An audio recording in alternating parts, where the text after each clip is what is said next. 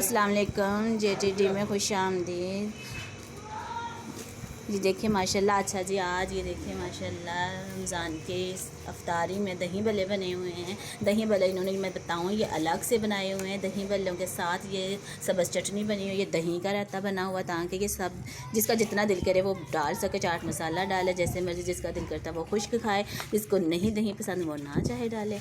और माशाल्लाह ये आज इन्होंने कीमे के समोसे बनाए हुए हैं और कीमे के साथ इन्होंने ये वाली चटनी बनाई हुई है माशाल्लाह माशाल्लाह। अच्छा, फ्रूट चाट भी है माशाल्लाह जी, फ्रूट चाट है और साथ में खजूर है और अच्छा जी मीठा पानी भी है।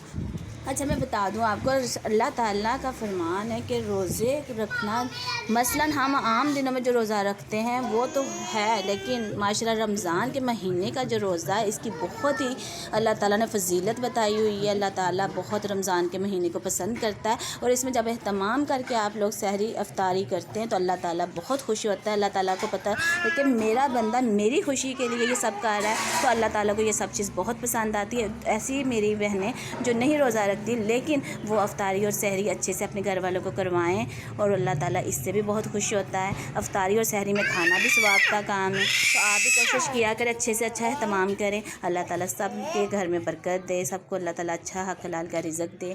अच्छा जी, आप भी ज़रूर इस तरह का एहतमाम किया करें। अच्छा जी, अल्लाह हाफ़िज़।